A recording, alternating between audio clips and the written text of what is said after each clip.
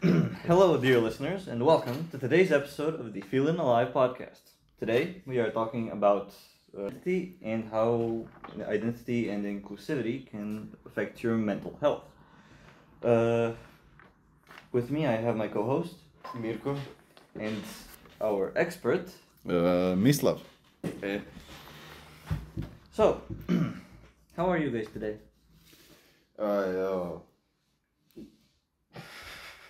Mislav? Do you have something you wish to talk about? So, like, this is a perfect opportunity in this podcast. No, only the drive to here, but I wouldn't say that it's connected to the podcast team, so I wouldn't add it to it.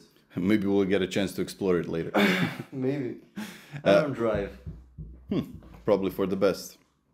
Well, to answer your question, I guess I'm doing fine. It's finally a sunny day outside. That always makes me feel, well, a bit happier. Than usual, though. I hate summer. It's way too warm. Winter is better. Agreed. Depends. Agreed. The presents. Age together strong. Okay, so as an introduction to the topic, what are your identifiers and how would you describe yourself? Identifiers. That's a weird word. What do you mean by identifiers? Like, how would you? How would you describe yourself, give your role in the society? What would be your role in society? Oh, so like parts of your identity based on the roles you play in society, in everyday life, and so on. Yeah, so called. Yeah. Okay. I guess each of us has a lot. From one's perspective, I'm a youth worker. That is sort of my profession. I guess I would also identify as a Croatian man. That is also part of my identity. Yeah. Yeah, I'm a high school student. Same. A Croatian male. It's about it.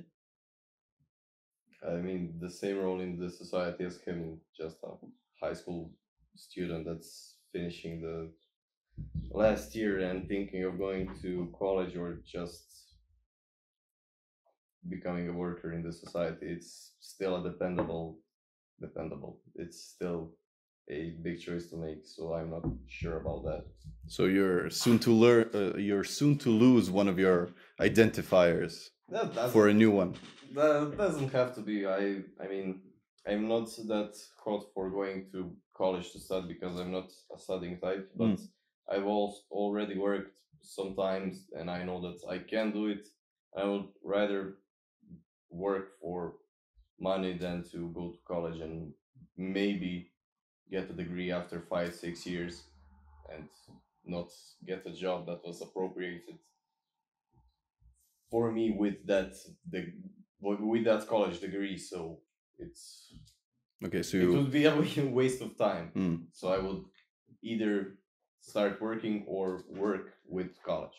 Okay, so you value flexibility. Definitely. Well, you never know. He might not pass this year. He might stay a high school student. Yeah. Also yeah, true. If that is an identifier that you wish to keep. What? If that is an identifier you wish to keep. Yeah, I will stay high schooler until the next year. I think that's the best idea. Yeah. Same. Same. You will be for the next 6 years. 3. Exactly. But an interesting question though. You said that you might not go to college and go to work instead. And so are you worried that if you meet new people during your working hours and so on, like, do you feel nervous if they ask you, hey, what college did you finish? And then you have to say, oh, no, I'm a high school graduate. I mean, I don't have a college. I wouldn't be ashamed or just like if I'm successful as a high school graduate, I wouldn't be ashamed of that. I mean, I don't know if I would be, but still, if I weren't, I would say that it's easier. I mean, I don't know now because I haven't worked enough to experience it how it should be, but I would say that I'd rather work than go to school. Oh no, that's your wish, and that's fine. Like nothing against it. It's just that when people think, and we, as we said, we identify ourselves in different ways based on our roles, but also society views our roles and our identities differently. For instance, can you guess how society views people who have finished college? Our society. Generally, people who work in gas stations. That is from at least That's economic school. But no, just generally. I mean, that specifically the town I'm from. That's pretty much the label for people who have gone to college. It's like you don't want to go to college, you'll end up working at the gas station. Okay, I that's thought interesting. that you were saying that after college that they're working at gas stations. I mixed it up. Sorry. But in general, like if we were to go around the street and ask 100 people, is it better to finish college or just start working after high school? What percentage? Would what it be? I mean, not percentage, just what answers would we get? Yes and no. Keep it in, keep it in. Well, I mean, in my opinion, it would be better to go to college simply because you'd meet more people who'd have the same kind of mindset as you. I mean, if you're going for something that you're actually interested in, but I could understand also the idea to just go work after high school. You know, It depends from person to person. Yeah. don't get me wrong. I'm not asking objectively, is it better to go to work after high He's school? asking what would people generally say about it. Yeah, or what would they say about you if they knew, okay, you didn't go and finish college? How would they treat you then? Versus how would they treat you if you said, okay, yes, I'm working here in the very same, I have the very same job, very same responsibilities, but you tell them, I just finished high school. You have to, I mean, you have to add in the equation of how old they are, because I would say that older people would definitely suggest you to finish high school, to finish college, and if you told them you just finished high school and you're working, they would probably tell you go find some course that you're interested in, or just try to get into college if you can. But if you ask younger people, they would, I would say, mostly say go work. I would say that most of people my age, that they are being threatened, not threatened, pushed into going to college than rather working their way out of it. Yeah. So kind of their parents pushed them into going to college and not going to work after high school, right? And they would rather, maybe because of that pressure, they would rather go and work right after high school, right? Is what you're saying. I'm just trying to sort of summarize. Yeah. To see if I understand. Like, even in that case, if you would rather want to work, if you have an option to go in, I mean, in Croatia, if you have an option to go to college, go try it for 1 year. I mean, if you see that you're starting to get interested, maybe better to stay. But I mean, 1 year can't. It is a lot of time, but it's not a lot of time in your lifetime to just try to see if it's for you, to maybe help you in life later on. Don't get me wrong. I'm not trying to debate whether people should go to college or shouldn't go to college. My personal opinion is that there is no general rule. Each person gets to decide by themselves. It had, like, every choice has its good side, bad side, and so on.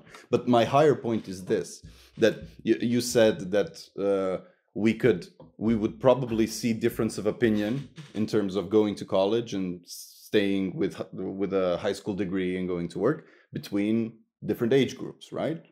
So for instance, if you're stuck, maybe that's an unfortunate word, maybe if you're living in a rural community with a lot of older people in your household, maybe the young people have exited your village, left your village, trying to find better opportunities, then you would have the whole population that you grew up with pressuring you to go into college. And then if you choose, so I can tie this back to the identifiers, if you choose to go and work after high school, that becomes part of your identity. You're a high school graduate, you successfully finished high school, but you are also a person who doesn't want to go to college. But as a result of that decision, which became a part of who you are, your identity, you would get a lot of backlash from your closest community, right? If they are older people, for instance, they would say, but you have to go to college. You're a good kid. And yeah, you work hard, but it's unfortunate that you don't go to college. And that, after listening to these sentences, this kind of talks, after years of this kind of influence, it starts to impact your mental health. In a way, yeah, definitely. Yeah. You're surrounded by people who don't approve of, from one your perspective, ideas, and then later in life they don't support you on your ideas, and it lets you down, or you just stop thinking about it and doing something that you wanted to do. Yeah, that's now we have gone into what's it called, coping mechanisms. Like, what do you do when you're faced with this sort of situation? Do you forget about it? Do you say, I don't care, they can think whatever they want? Or some people might go and say, oh my God, maybe I really did make a mistake. I mean, everybody here is saying that.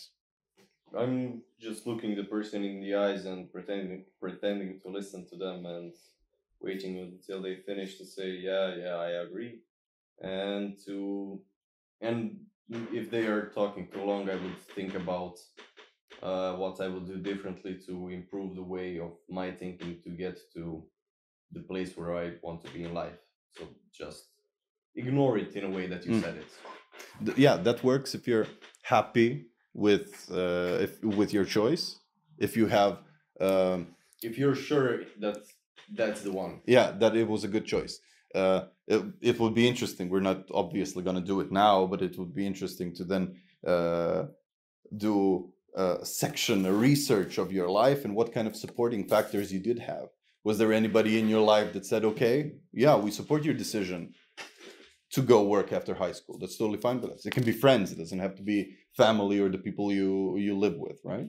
Yeah, I mean, I haven't actually asked anyone for that opinion. I mean, except my parents, that they were, if you want to work. If you want to go to college, but don't work. That's the, I think, only opinion that I got. And from then on, I just say that I'll go to college. I mean, I will, as I said earlier, for a year, if nothing. Better to see it for myself. But before college, I'll definitely work some hours to get something at least. Yeah. I don't know what's your situation in the first year of high school. Well, I do intend to go to college. It is something that I want to do. But my family also has the same kind of idea. Like, if you want to just finish high school, that's fine. If you want to go to college, it's also fine. My point kind of being with this is that it's great that you're, at least in part, surrounded by people who say, okay, both choices are fine. If you want to go to college, or if you want to go to work to college, or if you want to go 1 year to college to see what it's all about and then decide if it's for you or not, that's perfectly all right with us. But now imagine how different your lives, your thoughts, what you're feeling and everything would be if you were to go and say to your parents or your closest relatives or your closest friends, like, hey, I'm thinking of going to college. I saw a really good school and this topic really interests me. I want to learn more about it. And they say, are you serious? To college? What, you're going to become some sort of academic that just reads books all their lives? How about you do something concrete with your life? Don't go to college. Instead, come work on the field with me. And that's the most important thing you can do in your life. And then all of a sudden, you have two choices. One is to deny your own interests, the thing you want to do. or you can go against the wishes of your immediate family or friends, circle, close people, and still go your own way, but then you experience fallout, you experience maybe some argument, or I mean the relationship with the person who told you this is suddenly very strained and maybe not comfortable at all. And right now, and then in that moment, it's not a question of your interests or whether you can or can't go. It's the question of how that impacts you as a person. Like if you're coming back from college to parents who don't approve you going to college, and then you have to like not talk about your experiences because they might be angry. Why are you telling us about college? Kind of. For that example, you have to put it in a wider point of view. I mean, if he were to tell you like that, if he were your friend or your relative or something, when you see it from a bigger point of view, if he were your friend, relative, or your parents, and they were to say that, I mean, definitely if you want to go to college,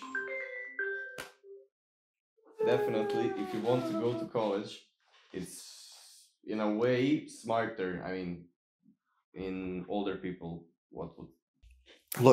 older people would say that it's better for you to go to college than to work. But if someone from your family or friends came to you and said, after you said that you want to go to college, that you found the perfect program, that come work for me in the field, I mean, you can look at it that he needs a worker, just to tell you that it's a stupid idea to manipulate you to get you to work there.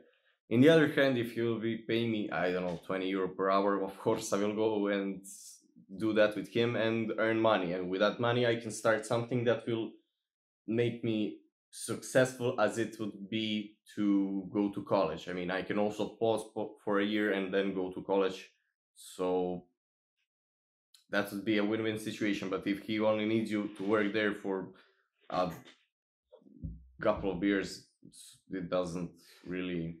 But see, the thing is that, okay, now we started analyzing college and analyzing decisions in some objective sense. Like we're doing this very economically, right? Yeah. But yeah, they can say whatever they want, but I'm doing a cost-effect analysis and I'm sure of my decision. But that's not the point. I mean, that's not the point I'm trying to make by asking it's all the It's questions. a point to do the thing that you want to do and not.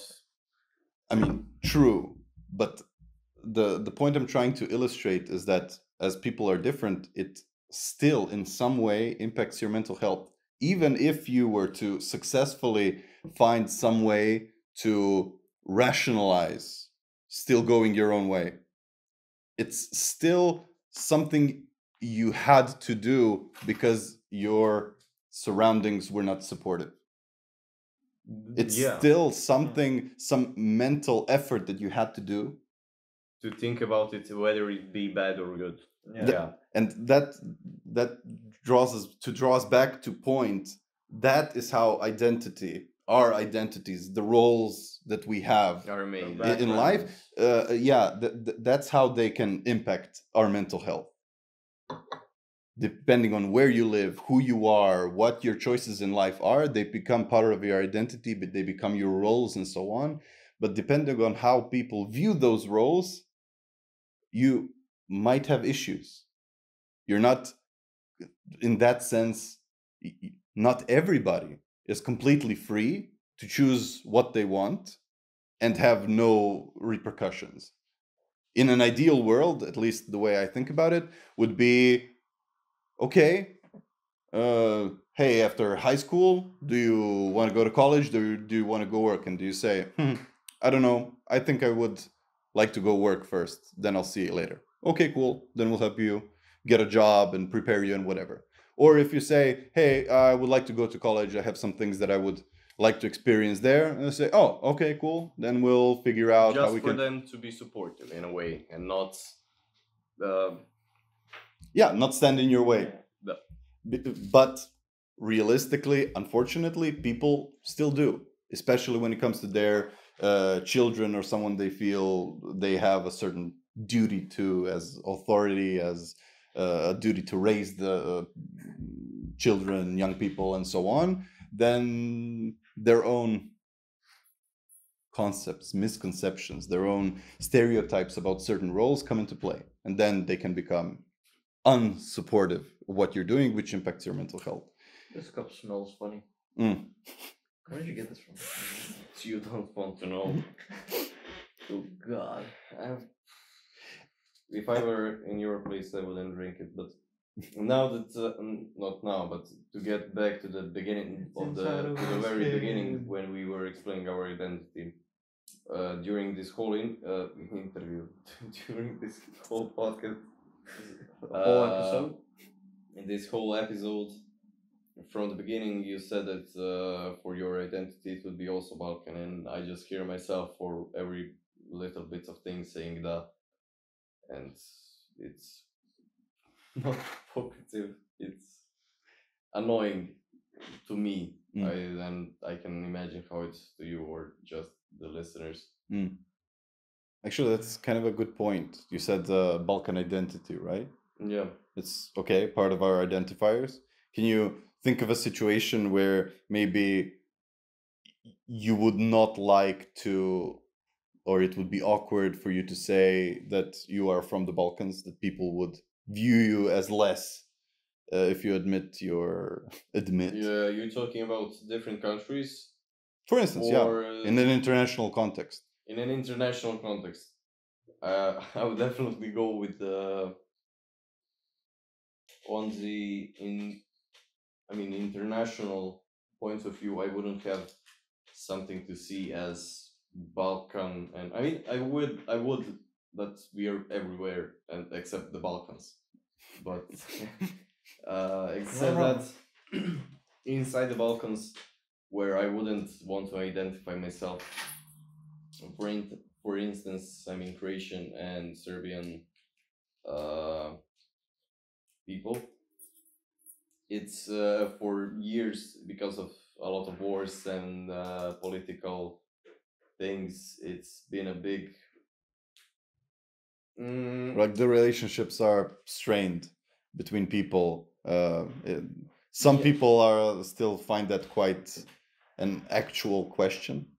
Yeah, they would still find it problematic and not think that the times have changed and that we're technically all the same people. But still, if I were a Croatian somewhere in a pub where I see a group of to identify a group of Serbs, it would be definitely, I wouldn't feel comfortable saying that I'm Croatian if I see that they're against Croatians or something in that sense. If you feel like they're hyper-nationalist. Same goes other way around. Just so that everybody listening doesn't mistake our conversation. Like, same thing if a Serbian national would come to Croatia and find themselves in a group of Croatians that are hyper-nationalist. Yeah. And harbor hate towards the Serbian people. They also wouldn't feel comfortable saying openly, hey, I'm of Serbian nationality. Hi, nice to meet you. Like, you would be afraid. But from the perspective of mental health, that's problematic. Because nationality is one of our... You don't feel free saying who you are in that sense. That's one of your biggest identifiers. For most people, one of your big identifiers is the nation you belong to. Yeah. And so not being able to say which nation you belong to, it's fine if it's one situation. It may be more easy but to... let's say you move for work into other town, other country. And your neighbors are not supportive or are openly discriminating against a person of your nationality. Then suddenly then suddenly you're living a double life. Yeah. You're very careful not to mention to anyone anywhere in your workplace. So and then after years it becomes a mental health issue. It's not healthy, it's strenuous, it's hard to lead a double life like that. And so it would kill you also mentally. it will. At one point, it would go beyond stress and feeling uncomfortable emotions. It would go into a real, I mean, real, not in that sense real. It would become a measurable psychosomatic problem, right? You would break. You would break in one point, in one way or another. Something would happen. And so, Check out this cool little part I removed from this chair. It's like a fisheye lens. Huh. It's like a Fisheye. fisheye lens. Fisheye lens. Yeah, you know What's what a that is? fisheye? You I mean, know- a fisheye. what is it? A fisheye lens. It's like it's it's like this effect where it like widens everything, like from a barrel or something. When it's closer, it widens it. Yeah, Like, in any case, if you want to be a little dude messing around with stuff, then we can watch talk out about so that the when stuff you doesn't mess with you. yeah, but if stuff messes with you, as we just said, based on the roles you identify with in your life or things you identify with, what you identify as, and you are not in a position to change the minds of your community, you're being something in your identity is being actively repressed or disregarded or discriminated against, then what would it take for you to feel accommodated in our local community in regards to mental health services? What would you need? What would you like to have? What is something that you would need in that moment if you are facing mental health struggles? seamless transition, I have to admit. Thank you. Well, for starters, in schools, something that I've noticed is generally schools should have psychologists, right? But a lot of times a school either doesn't have them or it's not really, They're not qualified to do their work. yeah, or it's not really shown. It feels like going to the psychologist is more like a punishment, like you did something, you have to do something bad to go to the psychologist. So, and a lot of times it's like, it's very sort of foreign. It's not really like, oh, I got an issue, I'm gonna go to the psychologist to talk about my issue. It's more like, it's more alien, you know? Yeah. Maybe people even feel scared that you'll be branded Yeah. by other people. It will become part of your identity. The person who goes to a psychologist. Yeah, exactly. Like, okay, there's something wrong with them. And so you try to avoid going for any sort of professional help in any sort of way because it's difficult. So you're closer to high school than I am. So your opinion is more valid in that sense. You're closer to it, right? So what would it take? How do you imagine a good psychologist, a good school psychologist works and operates within your schools? A psychologist that is working with its students to see what is their point of view. I mean, to hang out more with the students. I mean, I'm pretty sure that some people in schools would love to hang out with older people just to, I don't know, have fun, have a conversation. And if they're inside those inside those conversations, they would get a better point of view on them and on their mental state. I mean, probably at the beginning of introducing themselves to them, they wouldn't really be open to them, but after some time, I'm pretty sure that they would say something like this or that, or the psychologists can also ask people how they feel. If they don't answer, it's not a big problem, but still, over time, they will definitely get some answer, like just to better their work, to hang out more with the students, and to, I mean, social media is one part of high school and elementary school currently, to see how it's on there, to get some sort of a grasp also on this society. But you cannot measure that with real life, but it could also be considered in the equation. Okay, so if I'm understanding, what you would like to do is for the school psychologist. I mean, in general, this could be tips, Generally, but institutions, yeah. but yeah. So a lot more contact with the people that they're supposed to be there for. So Definitely. it's hard to Definitely, yes. confide in someone if you're having mental health issues and are not feeling well. If this is your first time speaking to someone, so they should build a rapport. They should, build the relationship of trust with the students, so that when something is wrong, students feel free and welcome to come and share what they're thinking without fear of I don't know, being rejected or being unheard, or even talking to an unfamiliar person that they haven't spoken before. Yeah, That makes it harder. just sort of developing kind of an idea that this is a person with which you can confide in, with someone you can really talk about something with. Now, when you said it again, I thought of a problem that it could be like that. Some people go to psychologists because they feel safer to a person that they don't know to open up to them, and I was like, if they meet the psychologist, they wouldn't be as secure to talk to them. But if you think about it, most of the people who will be there to hang out and meet the psychologist, they would feel free to talk to them better if they knew them, and the people that weren't there would feel better to talk to them if they didn't know them. So I think Okay. there's probably someone in the middle. Okay, you're saying it depends. Because there is some proof, there is some research that we confide, sometimes people confide more easily in people that are complete strangers. That's definitely correct. Right?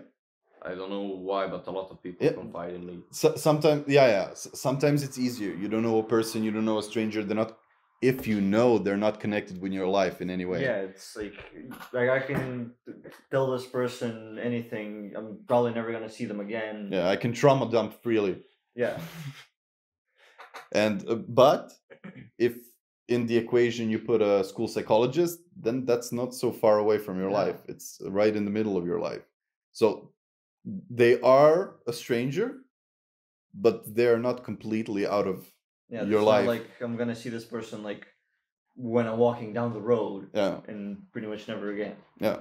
So if you're working in a school or something else, you should make some sort of relationship with your students and so on. I mean, the point of this, for those of you listening, is not to bash on school psychologists. It's to discuss a general way that they could improve their work, or not just school psychologists, psychologists in general, especially institutions. The institutions, especially regarding youth mental health. Yeah. Right?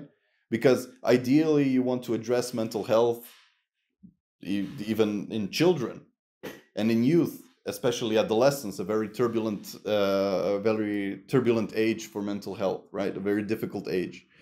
And so that is when you're most likely to succeed in, preventing mental health disorders or maintaining mental health, like in children and in youth. In adults, it becomes harder because the patterns of thought it's already fixed, are more fixated, so it takes that much more effort to break through them, to sort of learn how to deal with certain issues and so on. And so we bashed professionals a little bit.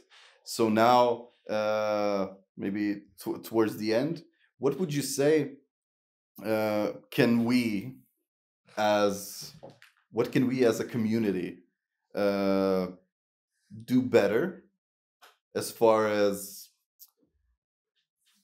inclusion of mental health goes, or inclusion of people with mental health issues? I mean, let's be real and frank. Most people, all people, experience mental health issues at one point or another in their lives, whether they're aware of it or not. So the question is that how can we as a community, what can we do? What maybe resources can we offer, or anything really? So a blank page. What can we do in order to do better in terms of mental health inclusivity as a topic and as an inclusivity of people? Ask more people around you how they're feeling, and when they answer it, if they say, "Oh, I'm good," or something in that way, just to try to see if they said it like they actually mean it, or if you're just unsure, to ask them Or if again. they're uncomfortable to really. No, talk not about that, it. not that, because then you're putting a pressure that they're uncomfortable, that word, and it's not going to. He might open up, but then he won't ever repeat or just tell you how they're feeling. It's better to ask again, or just say, "Are you sure? You don't seem that happy about it," or something like that. Just to show people that you actually care, and then when they see that, they will maybe start to care about other people, and so on goes. I will go a step further. I would say that I would like to see in schools, since elementary school all through high school, I would see this topic more addressed. I would like for us to educate, because it's harder to educate adults on this matter. I would like to see education in our elementary and high schools about how to be the person that other people can feel comfortable around. Not to go into the extreme of people pleasing and so on, that's a whole nother issue, but how to think, say, act, feel, how to lead open and honest communication with other people so that they feel free and comfortable telling you, "Hey man, I'm not doing really well. Like I just went to the psychologist, there's some, like I can't handle this grade. I'm not handling it as well as I should. I needed some help. Like I'm struggling with this and this. It all led to some anxiety and stress problems. Like I'm having trouble sleeping. It's been going on for a few months now."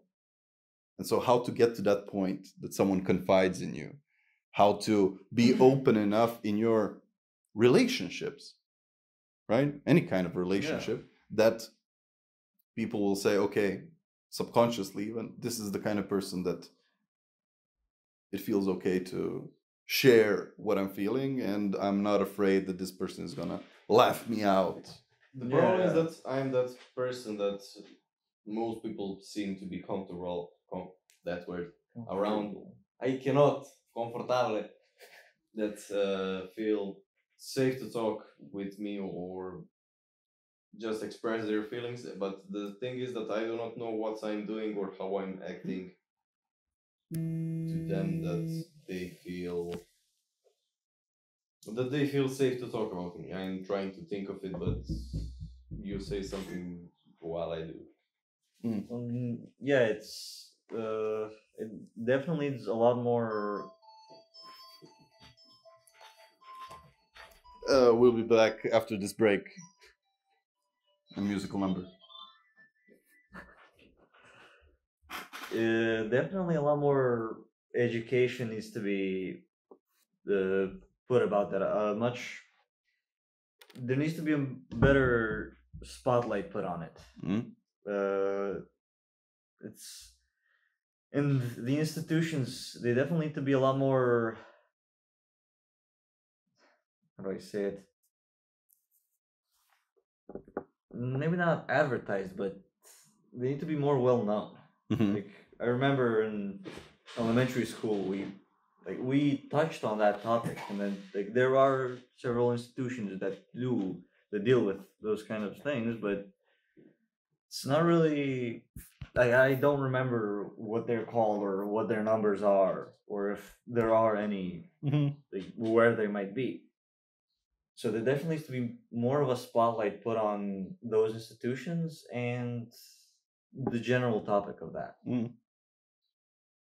So our conclusion is sort of that we should all try to be more inclusive. It would be very nice if you had someone teach you how to be inclusive. Yes. Not only in that people trust you more depending on how you act, but also if someone confides in you that they're having mental health issues, that you sort of maybe know some, how would I say, mental health first aid, right? Some techniques that everybody knows that you can use to help yourself. I don't know. Just to think about your problem for a second. I mean, you can start analyzing. You can also, there's, I don't know, for anxiety disorders or panic disorders, for instance, you have grounding techniques. The things you can do, little exercises when you're feeling Overwhelmed. when you're feeling overwhelmed that you can do to try and calm down. It's usually, okay, name 5 blue things around you. Or if you're on the street outside, hey, multiply the numbers on the cars you see passing around. Yeah, on the, And then it kind of sort of focuses. It's a simple thing, but it focuses you into something. It's sometimes it's not foolproof, but it helps you from spiraling down into a full-blown panic or anxiety attack, right? So these are the kind of things that would be easy to teach, easy to transmit to a lot of people, but could also be very useful techniques to have, whether you're trying to help someone or whether it's something you're experiencing yourself. Yeah, I hope I don't forget that. That's actually, I mean, a good, strategy, how you said. Yeah, it's a technique. Technique. Right? Yeah, it's often surprising how simple it is to calm yourself down. Or it's eerily simple how our brain can sort of work sometimes. Yeah. Sort of how you can hack it in certain situations where you can help yourself either reach a more safe spot or reach someone who can support you, or even mitigate a certain issue or cancel a certain issue that you're having. But you need to be aware of them. It's hard to come up with them on your own. They're a product of research in psychology over decades, right? Yeah, you have to get interested enough to go and look into it. But the reality is not a lot of people know about it. It's not exactly common knowledge. Usually the only people that know about it are those who either passed through education or had the need to learn them. Or have that issue. Yeah. Michael, please close us out. The food is getting cold. Right. Well, that just about wraps up today's episode. Thank you for joining me, my wonderful co-host and our expert. Thank you. That'll be all for today, dear listeners. Mayonnaise on an escalator. It's going up. Ciao. So